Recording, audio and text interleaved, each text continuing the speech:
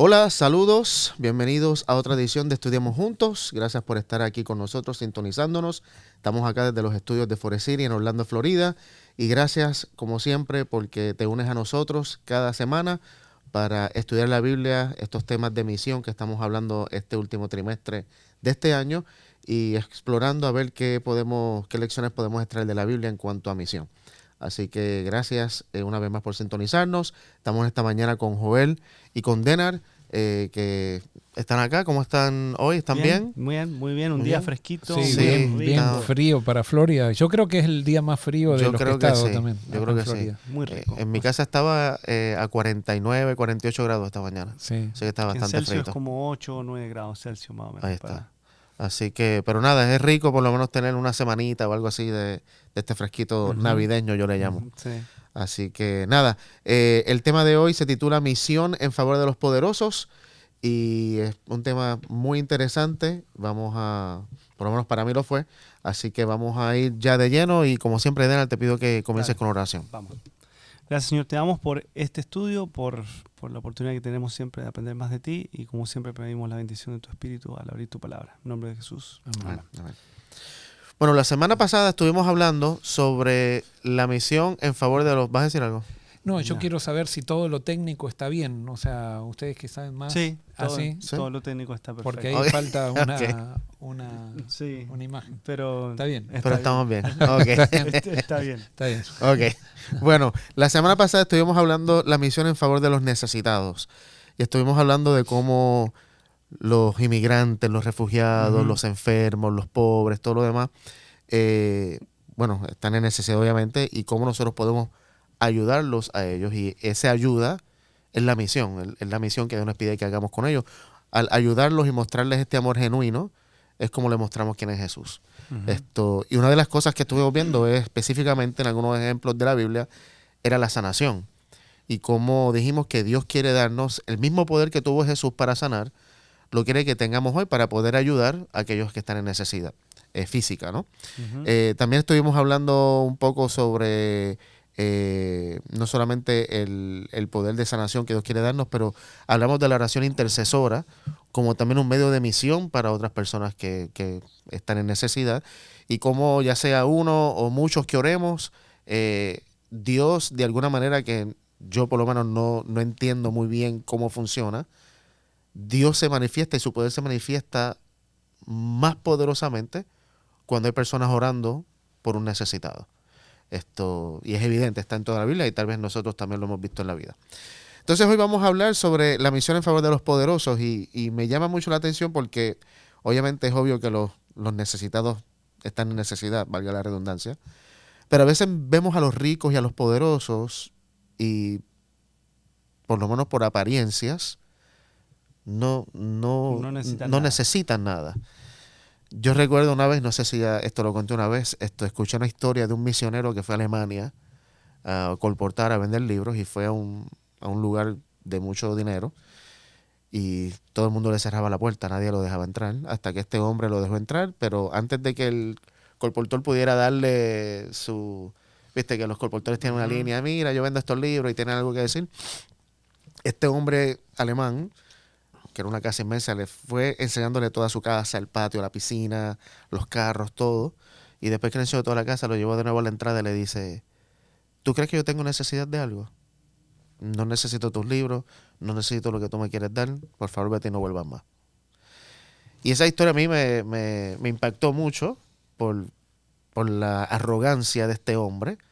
Y a veces pensamos que todos los ricos son arrogantes o que todos los ricos no tienen necesidad, pero ¿será que podemos hacer misión en favor de los poderosos y los ricos cuando, a diferencia de los necesitados, no es que podemos decir, estás enfermo, te voy a ayudar a sanar, estás con problemas financieros, te puedo ayudar, ¿cómo ayudamos al rico? ¿Cómo ayudamos al poderoso en cuanto a misión?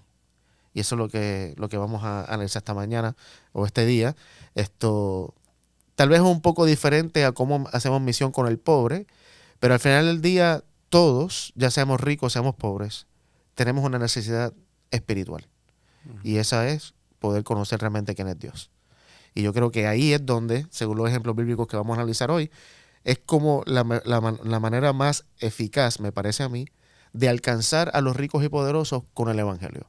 Es mostrándoles el poder de Dios a través de Jesús y lo que Dios hace y lo que puede hacer, aunque tú seas rico y lo tengas todo. No sé. Así que vamos a comenzar con el primer personaje, que es Nabucodonosor. Vamos a Daniel capítulo 4. La historia de Nabucodonosor me llama mucho la atención porque era un hombre, el rey más poderoso del mundo conocido en aquella época, de la nación más poderosa, de paso, de todos los reyes babilónicos o caldeos. Este Nabucodonosor fue el más famoso, el más grande, el más poderoso de todos. Y a este hombre Dios lo trata de alcanzar. Primeramente por lo que nos dice el relato de Daniel, pero capaz que antes de eso ya Dios estaba haciendo algo, pero Dios le revela el futuro del mundo a un rey pagano. Ujú. Y a mí me llama mucho eso la atención porque a veces pensamos, ¿cómo Dios le va a revelar a un pagano que no conoce nada de quién es Dios ni de todo, algo tan trascendental como la visión, el sueño, que tuvo Nabucodonosor en Daniel capítulo 2? O sea, es una cosa increíble realmente. Pero ahí lo tenemos. Y a través de ese sueño, y a través obviamente de Daniel y sus amigos, y de la interpretación del sueño, me parece que es la primera vez en el libro de Daniel que Dios está tratando de alcanzar a Nabucodonosor para dejarle saber quién es Dios. Y eso es lo que me parece que es la línea, ya sean los pobres, los ricos o los poderosos. La línea en cuanto a misión es enseñar quién es Dios, revelar quién es Dios, porque eso es lo que Dios hace. Luego entonces sabemos que después de eso el rey Nabucodonosor queda muy, muy afectado y todo lo demás. Pero entonces luego pasa el evento del horno de fuego, donde los amigos de Daniel están y no adoran a la imagen y los echa al horno de fuego. Entonces él ve a un hombre, a un ser que describe como el hijo de los dioses. Esa frase no entiendo por qué hijo de los dioses. No tengo una explicación para eso. Pero evidentemente vio algo diferente. Y entonces reconoce que el Dios de Sadrach, Mesach y Abednego es el Dios de dioses, pero hace un edicto para que todo el que hable mal en contra de ese Dios lo maten. Pero me parece que es un paso adelante. Me parece que es un paso más adelante. Entonces llegamos a Daniel 4, donde tiene otro sueño, otra visión que Dios le da. Vamos a leerla rapidito. Vamos a leer Daniel capítulo 4, versículos 1 al 9. Nabucodonosor, rey, a todos los pueblos, naciones y lenguas que moran en toda la tierra, paz os sea multiplicada. Conviene que yo declare las señales y milagros que el Dios Altísimo ha hecho conmigo. Cuán grandes son sus señales y cuán potentes sus maravillas. Su reino sempiterno, y su señorío de generación en generación. Yo, Nabucodonosor, estaba tranquilo en mi casa y floreciente en mi palacio. Vi un sueño que me espantó y tendido en cama, las imaginaciones y visiones de mi cabeza me turbaron. Por esto mandé que vinieran delante de mí todos los sabios de Babilonia para que me mostrasen la interpretación del sueño. Y vinieron magos, astrólogos, caldeos y adivinos, y les dije el sueño, pero no me pudieron mostrar su interpretación. Hasta que entró delante de mí Daniel, cuyo nombre es Belsasar, como el nombre de mi Dios, y en quien mora el espíritu de los dioses santos. Conté delante de él el sueño, diciendo: Belsasar, jefe de los magos, ya que he entendido que hay en ti espíritu de los dioses santos y que ningún misterio se te esconde, declárame las visiones de mi sueño que he visto y su interpretación. ¿Hasta cuál era? Hasta el 9. Ahí está. Ok, tiene otro sueño más interesante que comienza diciendo: yo quiero decirles esto que me pasó para que ustedes conozcan el Dios, este Dios que hace maravillas, que es poderoso, todo lo demás. Entonces dice que tuvo un sueño, le pasa exactamente lo que pasó en Daniel 2. Tiene un sueño, se perturbó. En el Daniel 2 obviamente no se recordaba. Aquí sí recuerda el sueño, pero una vez llama, que me parece interesante, en vez de llamar directamente a Daniel, vuelve y llama a los magos, a los astrólogos. Cabeza dura. Exacto, el mismo patrón. Y cuando nadie le puede explicar nada, entonces, finalmente llega Daniel. Que era el jefe ya. Que era el jefe de todos los. Y mi versión, en el versículo 7, dice que se presentaron los magos, los brujos, los astrólogos y los adivinos. Y Daniel, un siervo de Dios, era el jefe de todos estos tipos de Nabucodonosor. O sea, Daniel era en este momento, llegó de la nada, ahora es un hombre de mucha influencia, de mucho poder en Babilonia, por lo menos en Babilonia, no sabemos en todo el imperio babilónico. Pero qué interesante que un hombre creyente, siervo de Dios, está a cargo de astrólogos, de brujos, de adivinos y todo lo demás. Eso a mí me llama mucho la atención. Y que dentro de todo eso no es absorbido por esas creencias o las costumbres o los rituales, sino que siempre permanece fiel, por lo menos en el registro que nos da Daniel, permanece fiel y no deja que lo influyan, pero él influye en los demás. Luego también me llama mucho la atención que aunque Nabucodonosor está contando su historia, dice que Daniel se llama Belsasar en honor ¿a quién? A su Dios. A su Dios. Pero en el versículo 37 él reconoce que no hay otro Dios, que solo hay un Dios, el Dios de Daniel. Pero aún aquí está diciendo no, el Belsasar se llama así en honor de mi Dios. So, vemos aquí que Nabucodonosor, si bien es cierto que después de esta experiencia, de estos 7 años que pasó, que los vamos a leer ahora, reconoce e incluso adora ahora a este Dios, todavía no ha soltado 100% sus raíces paganas, pero ya es un creyente en Dios, este hombre poderoso. Y eso, aunque no tiene que ver con la misión de los poderosos, me llamó mucho la atención. Ok, entonces vamos a ir al sueño, vamos a leer ahora los versículos 19 al 27. Entonces Daniel, cuyo nombre era Belsasar, quedó atónito casi 1 hora, y sus pensamientos lo turbaban. El rey habló y dijo: Belsasar, no te turben ni el sueño ni su interpretación. Belsasar respondió y dijo: Señor mío, el sueño sea para tus enemigos y su interpretación para los que mal te quieren. El árbol que viste, que crecía y se hacía fuerte, cuya copa llegaba hasta el cielo, que se veía desde todos los confines de la tierra, cuyo follaje era hermoso y su fruto abundante, en el que había alimento para todos, debajo del cual vivían las bestias del campo y en cuyas ramas anidaban las aves del cielo, tú mismo eres, oh rey, que creciste y te hiciste fuerte, pues creció tu grandeza y ha llegado hasta el cielo, y tu dominio hasta los confines de la tierra. En cuanto a lo que vio el rey, un vigilante y santo que descendía del cielo y decía: cortad el árbol y destruidlo, mas la cepa de sus raíces dejaréis en la tierra, con atadura de hierro y de bronce en la hierba del campo, que lo empape el rocío del cielo, y con las bestias del campo sea su parte hasta que pasen sobre él 7 tiempos. Esta es la interpretación, oh rey, y la sentencia del Altísimo que ha venido sobre mi señor el rey. ¿Hasta qué versículo? Hasta el 27. Que te echarán de entre los hombres, y con las bestias del campo será tu habitación, con hierba del campo te apacentarán como a los bueyes, y con el rocío del cielo serás bañado. Y 7 tiempos pasarán sobre ti, hasta que conozcas que el Altísimo tiene dominio en el reino de los hombres, y que a lo que da, y que lo da a quien él quiere. Y en cuanto a la orden de dejar en la tierra la cepa de las raíces del mismo árbol, significa que tu reino te quedará firme, después que reconozcas que el cielo es el que gobierna. Por tanto, oh rey, acepta mi consejo, redime tus pecados con justicia y tus iniquidades haciendo misericordias con los oprimidos, pues tal vez será eso una prolongación de tu tranquilidad. Ok, so tiene este sueño, obviamente luego nos dice el relato que Nabucodonosor entendió el sueño y por un tiempo tal vez estuvo tranquilo, hasta un día que se levantó y dijo: no, esta es la gran Babilonia, y en ese mismo instante una voz del cielo dijo: ok, esta es la sentencia, pam, pam, pam, pam, y él queda 7 años como un animal. Perdió su trono, perdió su poder, perdió toda su autoridad.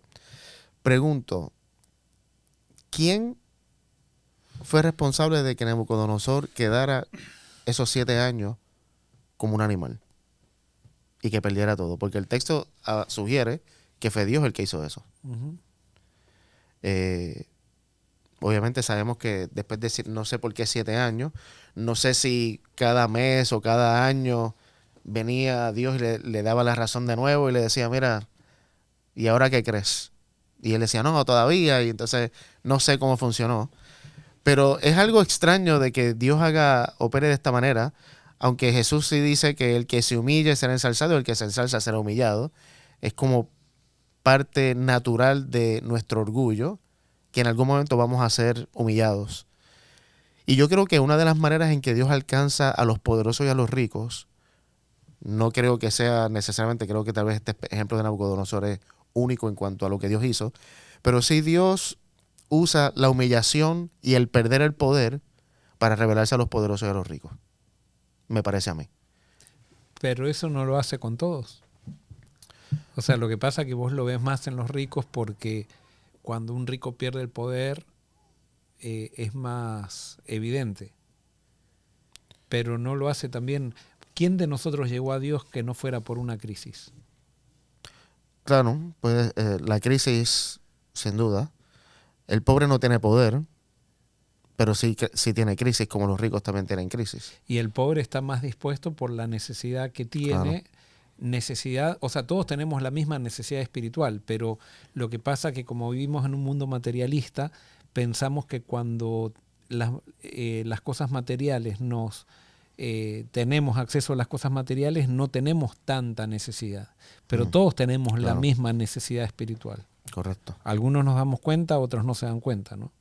Y sin duda, esa palabra que usaste, las crisis, esto fue una crisis que Nabucodonosor enfrentó.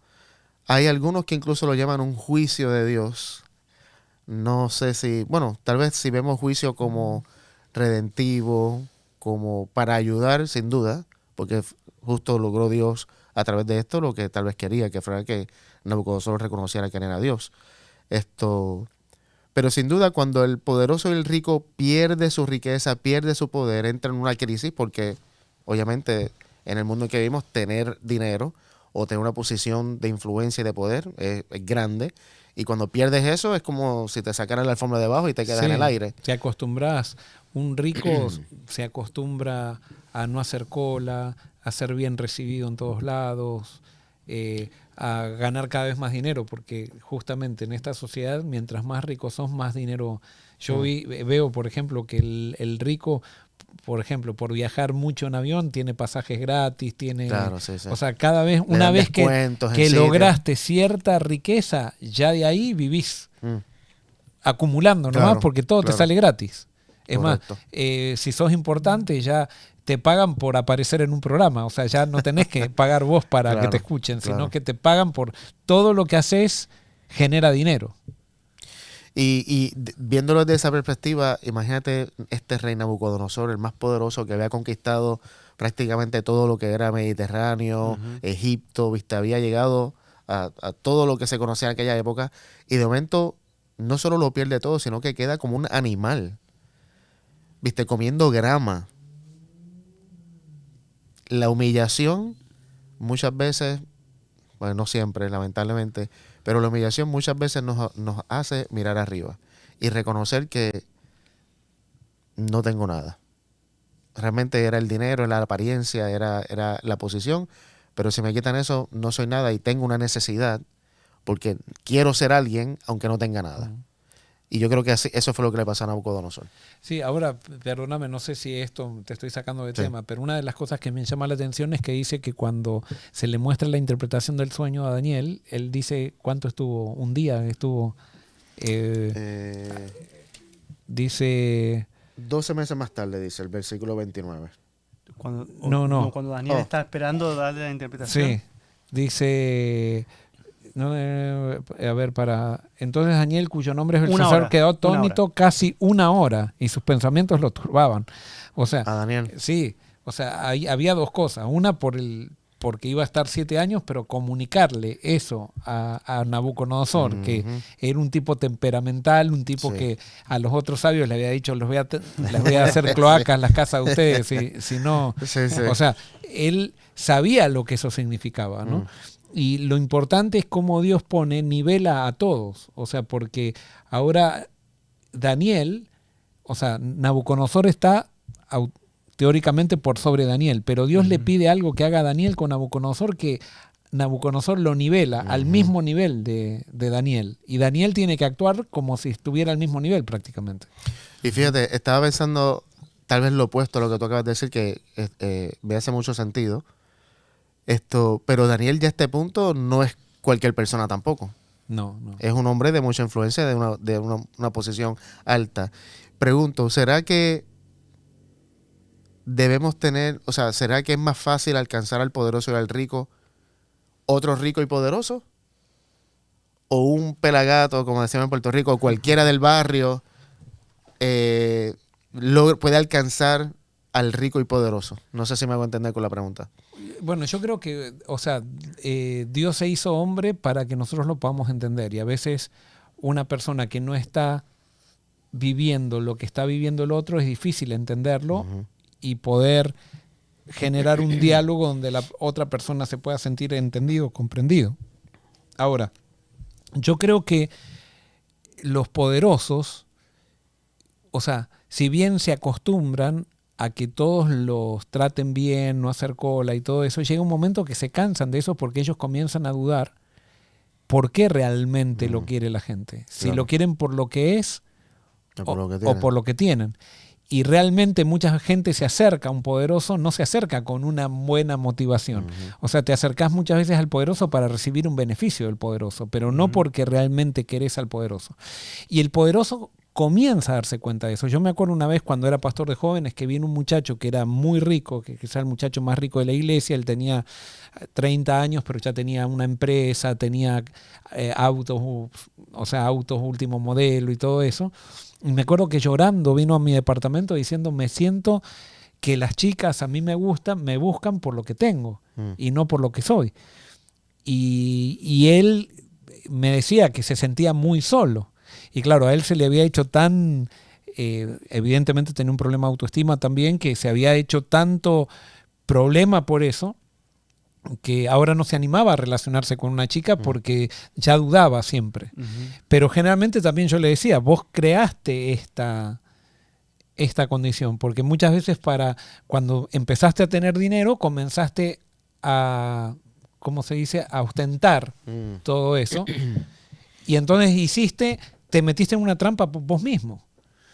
Y a veces el poderoso necesita que alguien lo trate como persona. Claro.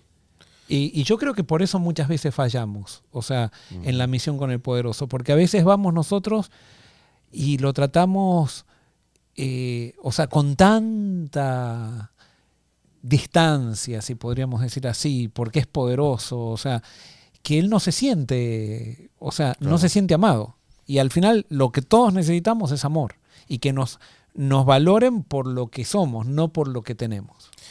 Y por eso me gusta Daniel, obviamente por lo que Dios trabajó en el carácter de Daniel, porque Daniel, no sé cuántos años antes de este evento fue Daniel 2, pero Dios le dio la valentía para decirle lo que tenía que decirle, ¿viste?, del sueño y todo lo demás, aunque no era nadie.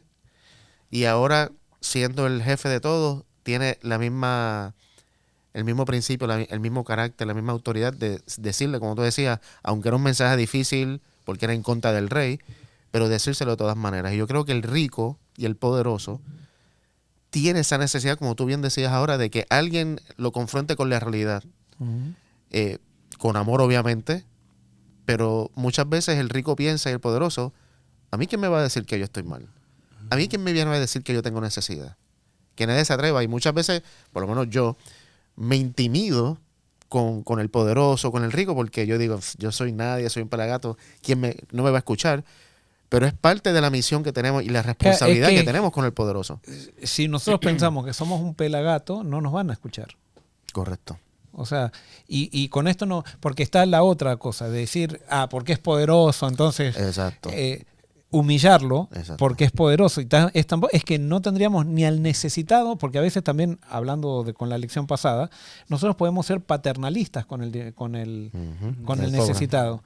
Y entonces es ir a dar una limosna porque yo tengo y te doy una limosna, porque yo te voy a ayudar. Y hay mucha gente que le gusta ser paternalista, pero en el momento que ayudan a alguien y la persona que ayudan se establece al mismo nivel, ya no lo soportan eso. Ellos tienen que estar siempre por encima de alguien. Entonces, yo creo que nosotros cuando estamos en el reino, que creo que era lo que hacía Jesús, no debiéramos ni rebajar a nadie ni achicarnos delante de nadie. Correcto. O sea, a todos tendríamos que tratar con amor, porque no es tampoco decir, porque hay gente que dice, no, yo, por ejemplo, si viene el presidente, o sea, a mí me da lo mismo el presidente, y es más, lo rebajan. No, o sea, es una persona, tiene que ser respetado. Ahora, cuando yo me rebajo delante de alguien por la posición que tiene, yo creo que eso no es el plan de Dios y no vamos a poder dar un buen testimonio así. Claro. Ahora la primera vez que Daniel se presenta a Nabucodonosor antes, ¿no? Lo que tú estabas hablando, Nabucodonosor ya era poderoso, tenía aparentemente todo, Claro. pero su vida cambia después del sueño que tiene. Y entonces no puede dormir, está intranquilo. Si pudiéramos hablar ahora, está estresado, o sea, tiene ansiedad, tal vez pánico, ataque de pánico, todo. O sea, un rey que lo tenía todo, pero tiene los mismos problemas de pero todos. tiene los Claro. mismos problemas de todos. Entonces, él tenía, o sea, los mejores adivinos, los brujos, todo, o sea, todo de lo máximo lo tenía a su disposición para decir, pero ellos no pudieron darle lo que él estaba buscando, que era la interpretación del sueño en este caso. Y por otro lado está Daniel con sus amigos que son esclavos, o sea, habían sido sacados, Sí, claro.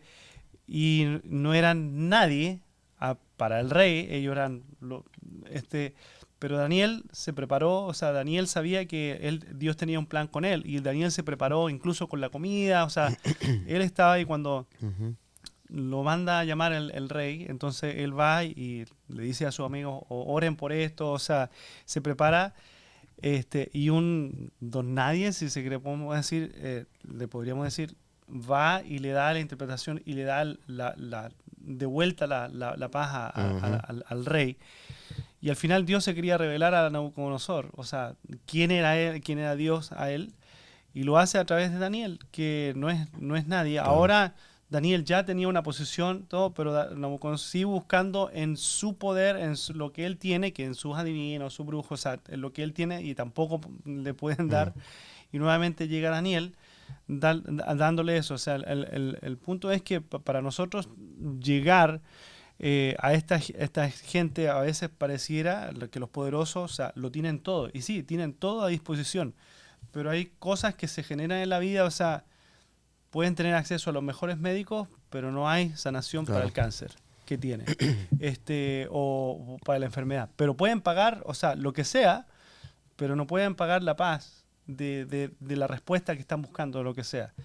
Y nosotros, o sea, cualquiera de nosotros, Dios nos puede mandar, pero tenemos que estar preparados para ir y dar el mensaje que Dios quiere que le demos a esa persona, para Dios revelarse a esa persona. Yo creo que ese es el punto. Por eso, cuando hablamos de emisión en favor de los poderosos, es no tener miedo ni ser, ¿cómo fue la palabra que usé ahorita? No me acuerdo la palabra que usé, intimidado por nadie, sean ricos o pobres, ¿viste? Porque al final del día todos somos humanos y no importa que seamos ricos o pobres, todos tenemos ansiedad, todos tenemos depresión, todos tenemos necesidades emocionales, necesidades físicas, necesidades espirituales. Y tener la valentía de que si Dios nos dice, como tú decías ahora, yo creo que tú le des este mensaje a este hombre poderoso o a esta mujer poderosa, que no digamos, pero ¿quién soy yo? Yo no me atrevo. No, y Dios nos dio autoridad, esto lo hemos dicho aquí muchas veces. Jesús nos dio autoridad. Tenemos el Espíritu y tenemos que ir con esa autoridad. Y tenemos que amar a esas personas. Correcto. También. O sea, y yo creo que hay que tenerlos en el radar en el sentido de hacer misión. Ahora, yo veo, por ejemplo, con Daniel, no era tan fácil la relación con Nabucodonosor, ¿no? Y entonces nosotros vemos a lo largo del libro que va progresando. Correcto. La relación. Sí. Yo no creo que Daniel tenía la misma intimidad que podemos ver en el capítulo 5 que la que tenía en el capítulo 2. O sea, es más, Daniel trata de acercarse, pero él pone barreras. O sea, le quiere mostrar que él es. Claro. Y mientras alguien se ponga por arriba o por debajo de alguien, las relaciones no crecen. Para que una relación crezca tenemos que estar todos al mismo nivel. Y eso es, por lo menos en el cristiano, ese efecto lo produce el Espíritu y Jesús. Cuando vemos que, porque seguimos, como tú dijiste ahorita, Dios se hizo hombre, se puso a nuestro nivel para que podamos aceptarlo más. Siempre que aparecía, por ejemplo, siempre que aparecía un ser esplendoroso y demás, la reacción ¿cuál era? Miedo, timidez, voy a morirme. Pero cuando aparece alguien como tú y como yo, nos sentimos más cómodos, es más fácil el acercarse. Y eso es el espíritu que debemos tener, ya sea con los ricos o con los pobres. Y no por nosotros ir a dar ese mensaje a un rico o un pobre, tampoco sentirnos superiores porque estamos dando ese mensaje. Exacto. Y ahí se genera algo, ¿no? Y hay veces, por ejemplo, ojo, no sé si estoy mal o no, pero a veces decimos, yo me dedico solamente a trabajar por los ricos.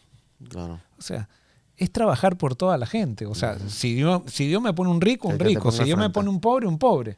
Pero a veces queremos hacer un estilo simplemente para ciertas personas y con eso creo que no estamos haciendo la misión de Dios. O sea, por supuesto, Dios te puede llevar si vas a Dubái, vas a tener que ser entre los ricos nomás, o sea, porque ahí es el lugar donde estás. Pero hay veces que gente que solamente se da con los pobres, si se cruza con un rico, no le hace misión porque es un rico y yo me dedico a los pobres. Otro que está solamente con los ricos se cruza con un pobre, no, yo Claro. solamente con los ricos. Son los seres humanos los que están necesitados y cuando estamos en el reino de Dios estamos abiertos a todos, a todos. Y yo creo que Daniel es ejemplo de eso, ¿no? Seguramente no solamente ministró, hizo misión con el que estaba de rey, pero con los que eran magos igual que él, con los que eran astrólogos, con, viste, su influencia. Incluso muchos teólogos dicen que los magos que llegaron de Oriente cuando Jesús nació, siguieron, o sea, sabían de la estrella y todo, por lo que Daniel y sus amigos habían empezado en Babilonia. Y viste, años después todavía su influencia seguía en ese tipo de personas. Ahora, quiero hacer una aclaración. A veces hablamos como si pareciera que todos los ricos son prepotentes, ¿no? Y hay ricos Correcto. que son muy humildes. Totalmente. Hay ricos que incluso se han dado cuenta de que se lo deben a Dios. Por supuesto, hubo esfuerzo y Dios les dio el don de hacer riquezas. Como otros tienen el don de enseñar, otros tienen el don de la hospitalidad. Y el don de hacer riquezas es un don. Y ellos utilizan ese don para la gloria de Dios, no necesariamente se han acostumbrado y se han vuelto prepotentes por ser ricos. Y por eso no podríamos generalizar y decir todo rico siente que no tiene necesidad.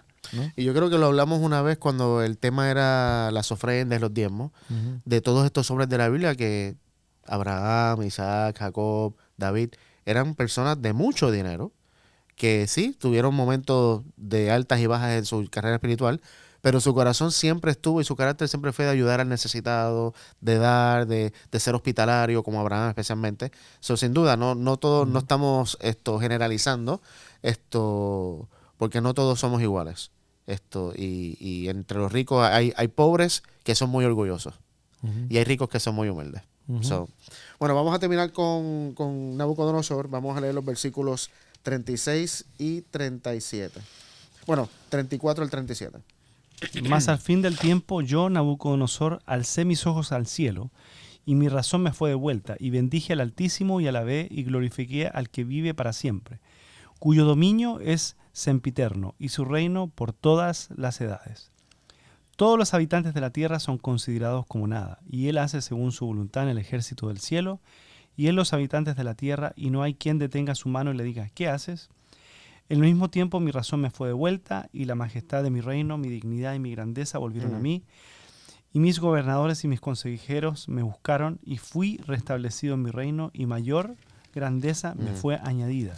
Ahora yo, Nabucodonosor, alabo, engrandezco y glorifico al Rey del cielo, porque todas sus obras son verdaderas y sus caminos justos, y él puede humillar a los que andan con soberbia. Muy bien, este es el juicio de Dios. El juicio de Dios es un juicio que restituye, bueno, más que restituir, dice que fue más grande su poder y su dominio después de esta experiencia que lo que tenía antes. Pero Dios le da, o sea, le restablece el trono, le restablece su poder, su autoridad, o sea, le devolvió absolutamente todo con más después de esta experiencia. Y no sé. Ahora, cuando dice que Dios humilla al soberbio, ¿cómo ven eso ustedes? ¿Dios humilla? O sea, Dios, por ejemplo, si tú eres un pobre orgulloso, te humilla con más pobreza, con más necesidad. Si eres un rico orgulloso, como Nabucodonosor, te quita todo. ¿Así es como opera Dios o simplemente...? Dios disciplina. Ok. O sea, y la disciplina siempre es para corrección. Entonces, ¿cómo disciplina a Dios? Es dejando que coseche las consecuencias de mis errores. A veces deja que coseche todas las consecuencias. A veces Él sabe la medida justa que necesito cosechar para llevarme a la salvación, ¿no? Llevarme a que reconozca, si es que quiero reconocer, porque también me puedo resistir, ¿no? Y es interesante porque el que le había dado el poder y autoridad a Nabucodonosor fue Dios. Y ese mismo Dios que le había dado todo eso, lo tenía ahí, pese a todo su orgullo, pese a toda su arrogancia. Pero en el momento que Dios dice, ok, ahora tengo que quitarte esto para que tú aprendas una lección. Bueno, y la consecuencia natural de su orgullo es, seguramente tenía Ahora, gente que estaba en su contra. ¿Dios lo puso a Nabucodonosor o Dios permitió que Nabucodonosor sea? Bueno, Dios puso a Ciro. Dios y puso lo a Hitler. escogió. Es una buena pregunta que yo he hecho antes también. Yo creo que Dios hace las dos. Yo creo que Él pone en algunas ocasiones y permite en otras. Me parece. Pero es un buen tema, porque con la de Hitler, obviamente, o con, digamos, un Saddam Hussein o otro de estos Stalin, que era otro, ¿viste? O un Fidel Castro, mucha gente pudiera decir. Es evidente que tal vez Dios no pondría a alguien así para que ocasione el desastre que ocasiona, ¿no? Pero es una buena pregunta. Muy bien, ¿algo más que quieran comentar sobre Nabucodonosor? Si no, seguimos para el próximo, que seguramente pensé que tenemos otro. Muy bien. El problema la necesidad de Nabucodonosor era que necesitaba aprender humildad, porque su poder lo había llevado a la arrogancia y al orgullo, que es una necesidad que todos tenemos, pero tal vez más vista en alguien que tiene una posición o que tiene dinero. La historia de Naamán es un ejemplo de alguien poderoso, como tú decías ahorita, Denal, que tiene todo el dinero del mundo, pero no puede curar la enfermedad de la lepra. Así que vamos a Segunda de Reyes, capítulo 5. Y la historia de Naamán está llena de muchas interrogantes, por lo menos para mí, que me hacen pensar mucho en Dios y en todo lo demás. Vamos a leer los primeros 3 versículos. Segunda de Reyes 5, 1 al 3. Naamán, general del ejército del rey de Siria, era un hombre que gozaba de gran prestigio delante de su señor, quien lo tenía en alta estima, pues por medio de él había dado Jehová salvación a Siria. Era un hombre valeroso en extremo, pero leproso.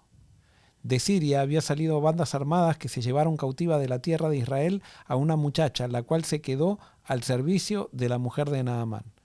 Dijo a su señora: si rogara mi señora al profeta que está en Samaria, él lo sanaría de su lepra. Muy bien. Detalle, pero súper, súper interesante para mí. Dice el versículo 1 que Naamán era poderoso, era tremendo comandante del ejército, porque a través de Naamán Dios le había dado victoria sobre los sirios. ¿Los sirios eran? No, Siria, él era sirio. Exacto. Había salvado a Siria. Había salvado a Siria. Había salvado a Siria. Qué tremendo es esta imagen de Dios. Porque muchas veces pensamos que Dios solamente trabaja en su pueblo y que todos tienen que venir a Israel y que Dios en los demás, pues a Dios que reparta suerte. No, pero aquí dice que Dios le había dado victorias a Naamán, la nación que estaba oprimiendo a Israel. O sea, Dios sin duda que cada vez nos sorprende más. Y por eso nunca debemos dudar de que alguien que no profesa ser cristiano, alguien que no va a la iglesia, alguien que incluso tiene una visión totalmente diferente a la mía de Dios, no puedo dudar que Dios bendice, prospera y usa a individuos así. Sí, aparte había agarrado de esclava, o sea, a un había cristiano dejado sin padres Correcto. A esa nena. Imagínate, era, bueno, ahora no quiero tocar temas sensibles, pero raptaron Ujú. a esa nena. Correcto. Sí, o sea, a la fuerza. Sí, sí. Pero Dios le está dando victorias. No sé, me pienso en Pablo cuando dice que es donde abundó el pecado, sobreabundó la gracia. O sea, la Sí, gracia no de Dios. solamente victorias, aparte le está dando sanidad ahora. Y ahora le va a dar sanidad. Ahora, me llama la atención, no sé si vas a tocar, pero Sí. me llama la atención la actitud de la niña, Correcto. que podría estar con todo el resentimiento, que la dejaron sin hogar, la habían, y sin embargo se preocupa por ese general, que en bandas armadas a ella la habían llevado y la habían llevado cautiva. Eran terroristas. Estos. Claro. Y evidentemente, Naamán, por la reacción de la muchacha, era una buena persona. ¿Será que Naamán era una buena persona o la muchacha era una buena persona? Yo creo que tal vez las dos. Aunque Naamán tenía una actitud un poquito... Dios trabaja solamente con los buenos. No. No, para nada estaba pensando en eso. Simplemente que el hecho de que, bueno, y puede hablar mucho de esta niña, pero normalmente un esclavo, ¿verdad? Normalmente, esta puede ser la excepción, pero un esclavo no va a pedir sanidad para su amo si su amo es malo. Ujú. Normalmente. Ahora, yo por no eso puedo digo, juzgar que el amo es malo cuando pone de esclava a una nena que queda sin familia. Que vos podrías decir que es alguien bueno. bueno, tal vez en nuestro contexto no, pero en el contexto cultural donde ellos vivían, los judíos también tenían esclavos. De una perspectiva diferente, pero tenían esclavos también. Pero bueno, es cierto lo que tú dices. Tal vez la muchacha era buena, aunque Naamán era malo. Pero me parece que Naamán ya Dios estaba trabajando en él. Por algunas cosas que vamos a ver ahora. Bueno, no, igual, sin que duda. igual que en Nabucodonosor. O sea, estamos diciendo que Dios sale Claro, al encuentro del claro, pecador. exacto. O sea, Y le estaba dando victorias. Las victorias Dios se las daba, esto es mi asunción totalmente, como manera de alcanzar a Naamán, para que se diera cuenta de quién era él. Pero me llama con lo que tú dijiste, esta muchacha, en el versículo 3, cuando le dice, si mi amo tan solo fuera a ver al profeta de Samaria, él lo sanaría de su lepra. Y yo escribí aquí en la Biblia, Dios desea bendecir a todas las naciones a través de Israel. En Génesis 12, 2 al 3, cuando le escoge a Abraham, le dice, a través de ti, todas las naciones de la tierra van a ser bendecidas. Y esta muchacha está viviendo el cumplimiento de ese pacto que Dios hizo con Abraham, que es tremendo. Una niña, no sabemos qué edad tenía, pero cree en el profeta de Samaria, que obviamente es Eliseo, y sabe que el Dios de Israel tiene poder para sanar lo que los dioses de Siria no pueden sanar, lo que el dinero no puede sanar. El Dios de Israel sí puede. Y aquí es interesante porque la semana pasada hablamos de que los necesitados, los pobres o los enfermos tienen necesidad. Obviamente estamos hablando de los pobres la semana pasada, pero los ricos también tienen necesidad física. Se enferman porque somos todos humanos. Y también podemos hacer misión con los poderosos y los ricos, en este caso cuando enferman. Entonces, ahora vamos a leer versículos 4 al 7. Entrando Naamán a su señor, le relató diciendo, así y así ha dicho una muchacha que es de la tierra de Israel. Y le dijo el rey de Siria, anda, ve, y yo enviaré cartas al rey de Israel. Salió pues él, llevando consigo 10 talentos de plata y 6,000 piezas de oro y 10 mudas de vestidos. Tomó también cartas para el rey de Israel que decían así, cuando lleguen a ti estas cartas, sabe por ellas que yo envío a ti a mi siervo Naamán para que lo sanes de su lepra. Luego el rey de Israel leyó las cartas, rasgó su vestido y dijo, ¿soy yo Dios que mate y dé vida para que éste envíe a mí a que sane un hombre de su lepra? Considerad ahora y ved cómo busca ocasión contra mí. Ok, aquí lo que vemos es perspectiva. Dios le está dando una oportunidad al rey de Israel para hacer misión con Naamán. Y el rey de Israel, en vez de aprovechar esa oportunidad, como decíamos ahorita, para hacer misión, se siente amenazado y dice, no, pero este lo que quiere es buscar pelea, este lo que quiere es invadir, este lo que quiere es guerra. ¿quién se cree el que soy yo, que yo puedo sanar? O sea, pierde totalmente la oportunidad grande que Dios le está dando para mostrarle a Naamán quién es el Dios de Israel. Claro, lo que pasa es que él no estaba con Dios. Y entonces estaba, Correcto. a pesar de que él creía que era el pueblo de Dios. Que eso es lo que nos pasa muchas veces. O sea, era un miembro de iglesia, este rey, Totalmente. pero no tenía relación con Dios. Entonces no sabía. El que es miembro de iglesia no hace misión. No hace misión. Viene, se sienta, escucha, dice amén. Sí, y hace proselitismo. Cuando hace proselitismo, pero no cree en el poder de Dios. Y eso es un punto muy importante, Joel. Porque yo siento, que a veces dudo del poder de Dios. Por ejemplo, si llegara hoy un hombre con SIDA o con un cáncer ya metastizado por todo el cuerpo y viene aquí y dice, yo quiero que ustedes oren por mí para que Dios me sane. ¿Tendré yo la fe y la valentía para decir, en el nombre de Jesús, vas a sanar? ¿Y por qué tenés que tener esa fe? Si te están pidiendo que ores nomás.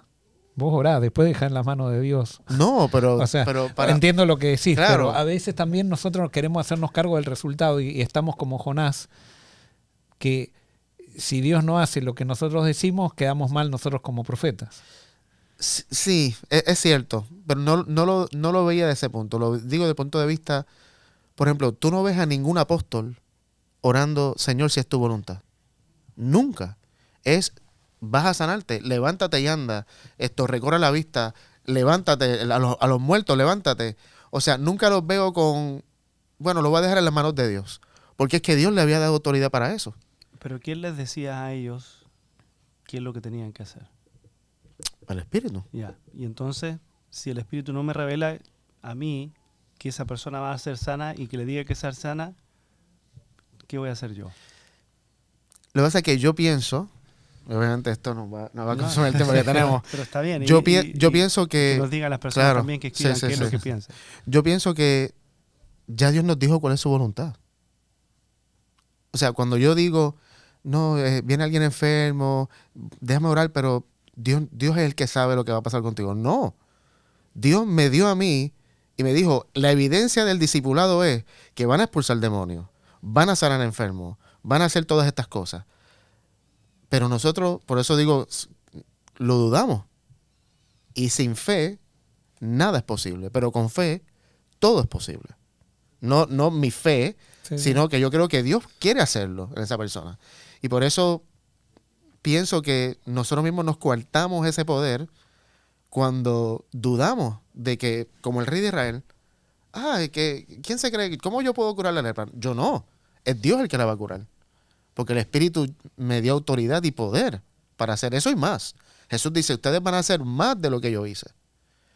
Entonces pienso, y hablo de mí mismo, ¿viste? Cuando voy a hacer un ungimiento con alguien, le pido a Dios que me ayude a declarar con autoridad que va a haber sanación. Y alguien puede decir, bueno, pero entonces estás jugando con los sentimientos de la persona. No sé, ¿viste? Pero Dios nos dio autoridad. Y por eso Eliseo lo escucha.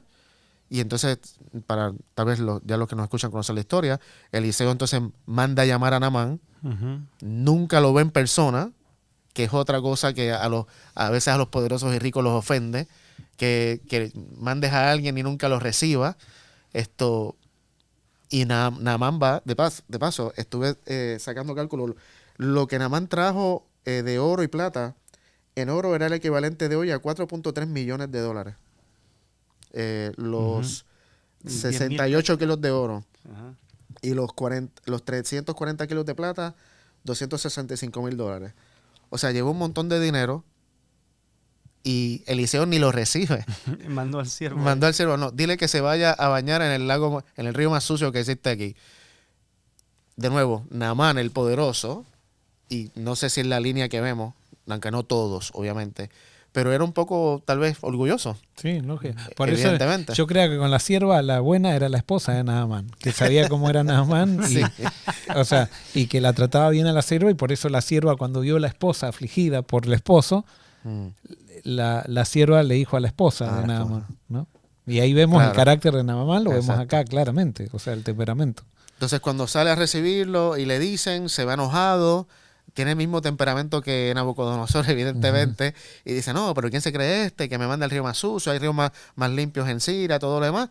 Y un siervo, de nuevo, alguien inferior, no del mismo poder, pero alguien que tenía confianza le dice, pero si Dios te hubiera mandado a hacer algo más drástico, ¿no lo hubieras hecho?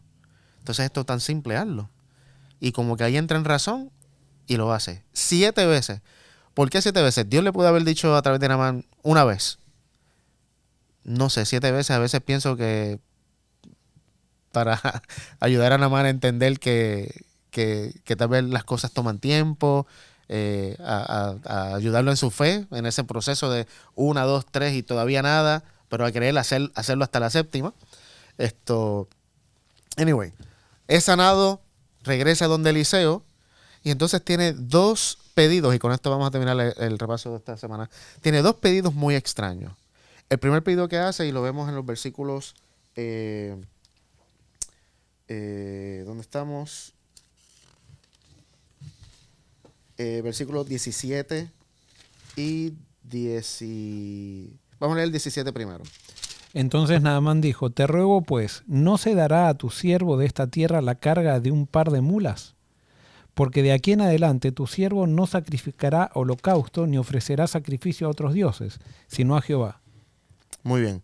El primer pedido que hace, obviamente, Naamán llega, le ofrece los regalos y eso le dice que no. En el versículo 11, que creo que es el propósito de la misión hacia todos, ricos, pobres, poderosos, ahora sé que no hay Dios en todo el mundo excepto en Israel. Así que le ruego que acepte un regalo de su siervo. Le dice que no. Entonces le dice, ok, pero por favor me puedo llevar tierra de Israel. Y me puse a investigar por qué tierra de Israel. Y encontré muchas cosas. Pero hay un texto en Éxodo 20, Dena, si lo puedes buscar, Éxodo 20, 24, que es interesante en el contexto de los 10 mandamientos, que está en Éxodo 20. Mira la orden que Dios le da a Moisés en Éxodo 20, 24. Altar de tierra harás para mí, y sacrificarás sobre él tus holocaustos y tus ofrendas de paz, tus ovejas y tus vacas. En todo lugar donde yo hiciere que esté la memoria de mi nombre, vendré a ti y te bendeciré. ¿Conocería Naamán un poco sobre el culto y la adoración de los hebreos? Me parece que tal vez tenía un poquito de conocimiento, porque se está llevando tierra para hacer un altar de tierra, como Dios le había dicho a los judíos, porque él dice, no voy a ofrecer más holocausto a nadie, excepto al Dios de Israel. Eso me llamó mucho la atención. Y obviamente el segundo pedido es más poderoso todavía, que a muchos cristianos les molesta. Y vamos a leerlo. Y con esto vamos terminando los versículos 18 y 19. En esto perdone Jehová a tu siervo cuando mi señor el rey entre en el templo de Rimón para adorar allí y se apoye sobre mi brazo. Si yo también me inclino en el templo de Rimón, si hago tal cosa, que Jehová perdone en esto a tu siervo. Y Eliseo le respondió, ve en paz. Muy bien. Naamán llega, un adorador de múltiples dioses, politeísta, tiene un encuentro con el Dios que lo sana de su aflicción física y se va creyente monoteísta, donde dice, yo no voy a adorar a más nadie porque ahora conozco que no hay Dios que el Dios de Israel. Se va con tierra para hacer un altar en obediencia a lo que Dios había pedido, que hicieran un altar de tierra para adorar a Dios en ese altar. Pero ahora dice, pero yo soy un hombre de una posición de autoridad en Siria. Y como la posición que yo tengo me requiere que yo vaya al templo de este Dios y que me incline a esta estatua, aunque ya yo no creo en la estatua. Pero mi posición me lo requiere. Y de alguna forma extraña, le está pidiendo a Eliseo permiso o que Dios lo perdone. Pero la respuesta de Eliseo, vete en paz. Tranquilo. O sea, una estatua. Aparte, yo lo veo también de este punto de vista, y lo vemos también en el libro de los Hechos. No podemos exigirle a un nuevo converso que actúe y que piense como alguien que ya es maduro espiritualmente. No sé si me hago entender. Sí, y aparte, bueno, sí, perdona, pero ¿sí? Yo veo otro factor también, porque el rey creía en la estatua esa. Y entonces, por consideración al rey, Correcto. él, o sea, respeto. por respeto al rey, se iba a inclinar, o sea, en ese momento, hasta que quizás tenga la oportunidad de testificar acerca del Dios ahora Correcto. que había aceptado, ¿no? Y que le había hablado de su... Y por eso la respuesta, vete en paz. O sea, y estaba buscando sobre esto y encontré que esta frase, vete en paz, no es una despedida tal vez como se usaba antes de shalom, vete tranquilo, pero es, según una de las cosas que encontré, es un término que se usa en relación de pacto con el hablante y su Dios. O sea, vete en paz. Ya tú hiciste, Dios tiene un pacto contigo, ya tú aceptaste al Dios de Israel, vete tranquilo. Como tú decías, es una estatua. Es como en la época de los apóstoles, con carne ofrecida a los ídolos. No me la puedo comer porque es carne. Vete en paz, tranquilo. No te mortifique la conciencia porque hay una estatua, porque hay una imagen. Un ejemplo clásico, no sé si le ha pasado a ustedes, pero yo trabajé como cajero muchas veces en diferentes lugares y tuve personas que cuando el cambio era $6.66, ¡oh!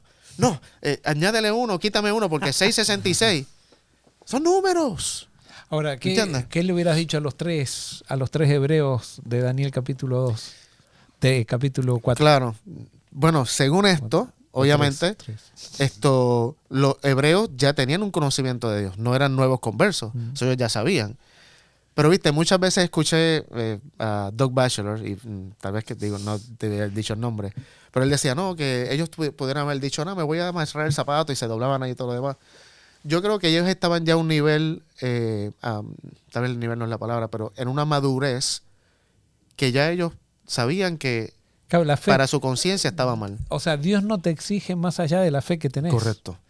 Y la fe, porque lo ideal hubiera sido que él vaya, digamos, al templo y no se arrodille. Y entonces el rey le dice, ¿por qué no te arrodillas? Y dice, lo que pasa que la semana pasada, ¿te acuerdas que estaba con lepra? Y mira, Sí. y hubieras un buen testimonio, pero todavía su fe no estaba desarrollada como para hacer eso. Y Dios no te exige más. O sea, Dios no es exigente. Dios va llevándonos en la medida que nosotros vamos creciendo. Y por eso también Dios, por ejemplo, al principio en Israel aceptaba las guerras y todo eso, y después vemos al final del Antiguo Testamento que dice, no es con ejército ni con fuerza, sino con mi espíritu. O sea, Dios entiende nuestro crecimiento y entiende nuestro proceso. Y la pregunta es, ¿por qué no somos así en la iglesia? ¿Por qué le exigimos tanto a los nuevos conversos de que tienes que dejar esto? De una vez. Todo. ¡Tam! Y porque no Todo. conocemos a Dios. Evidentemente. Somos muy exigentes, incluso somos más exigentes con otros que nosotros mismos, con Sí, nosotros lógico. mismos, ¿viste? Y yo creo que parte de este proceso de misión es entender que cuando hacemos, por ejemplo, un rico y poderoso, un Naamán de nuestros tiempos, ¿cómo le vamos a exigir de la noche a la mañana que abandone todo, pero literalmente todo, y se vuelva un adventista de 30 años de experiencia o un cristiano de 50 años de madurez? Es inconcebible. Lo que pasa es que eso pasa porque identificamos nuestro adventismo, si podríamos decir, lo identificamos con cosas externas y no lo identificamos con lealtad a Dios. Acá, para Eliseo era suficiente que él había decidido empezar a creer en Dios. Después Dios se iba a encargar de llevarlo en un proceso. Ese es el Pero es cuando nosotros empezamos a identificarnos por los resultados de aceptar a Dios que por Dios mismo. Y hacemos de los resultados nuestro Dios. Y ahí terminamos en un grave problema y terminamos embarrando todo el proceso. Así que cuando estemos haciendo misión en favor de los ricos y poderosos, en favor de los pobres y necesitados, recuerda no exigirle más de a donde Dios los ha llevado a ese punto. Y recordar que, por lo menos en estas historias, ya Dios estaba trabajando en estas personas y simplemente utilizó creyentes para que los ayudaran en esa travesía que no era el final. Este encuentro no fue el final que tuvo Naamán con el Dios de Israel. O sea, de en adelante tuvo muchos más encuentros que el Espíritu se encargó de organizar y de orquestar. Pero no exijamos, por favor, no exijamos. Está en el libro de los Hechos, en el primer concilio. Los apóstoles se reúnen, no le exijan a los gentiles más de 3 cosas. En el libro de los Hechos, no le exijan más de 3 cosas. Todo lo demás, vete en paz. Y cuánta... Y para mí esas tres cosas, si hubieran tenido un concilio después de 20 aún años... más todavía, claro. hubieran- Claro, hubieran sido menos. Así que nada, que Dios nos ayude a tener la valentía y a estar conectados con el Espíritu. Como decíamos, no podemos dar o no podemos llevar a aquellos a Dios si yo no tengo una experiencia con Jesús. Y que cada día que pase le pidamos a Dios que se revele más a nosotros y que creamos esa revelación. Y que a otros, con nuestros actos de misión, que el objetivo sea el que vimos en Naamán, el que vimos en Nabucodonosor y el que podemos ver en Zaqueo y en Nicodemo y en todos los demás, en que conozcan al Dios del cielo, al creador del cielo y de la tierra, al Dios que está descrito en la Biblia a través de Jesús. Así que gracias, Daniel. Antes de cerrar, Sí. rapidito. Viene la Escuela de Discipulado Orgánico Muy bien. el año 2024, del 6 al 16 de junio. Las inscripciones están abiertas, la página web ya está funcionando para que se puedan inscribir. Son 10 días, alojamiento incluido, Y comidas. comidas incluidas, 3 comidas diarias, así que seminarios, incluido todo. Ujú. Así que en la página web que está ahí en pantalla pueden ir y entonces ya hacer el pago, la inscripción, está todo abierto para que puedan acompañarnos 10 días intensivos de esta escuela de discipulado orgánico, como 10 días, como es Vacaciones espirituales. O sea, usted va a tener vacaciones con propósito, que es un nuevo tipo de vacaciones que estamos ofreciendo Sí. en cerca de Disney, pero usted no viene a Disney, viene a la escuela de discipulado orgánico. O sea, Así que ahí está la página web, discipulado.iglesiafc.com, discipulado.iglesiafc.com. Ahí están las inscripciones abiertas, ya está para que usted pueda ir, inscribirse, hacer el pago para poder estar, porque incluye el alojamiento, las comidas, así que venga, vacaciones con propósito. y reserve su lugar porque el cupo es limitado, Eso iba a decir. entonces reserve su lugar lo antes posible. 6 al 16 de junio. Muy Ok. bien, separa la fecha, ahí estamos. Gracias, Joel, gracias, Denar. Joel, ¿se puede cerrar con oración? ¿Cómo no? Querido Señor que estás en el cielo, gracias porque hemos podido estudiar tu palabra, danos la sabiduría para saber cómo, para darnos interés por todo tipo de personas. Hoy estábamos hablando de los poderosos, ayúdanos, Señor, a tratarlos como tú los tratas, ayúdanos a amarlos como tú los amas, que ellos puedan entender, Señor, que como hijos del reino podemos todos estar compartiendo al mismo nivel y que podemos todos valorarnos por lo que somos y no simplemente por lo que tenemos. Gracias, Señor, por todo, y todo esto te lo pedimos y te lo agradecemos en nombre de Jesús. Amén. Amén.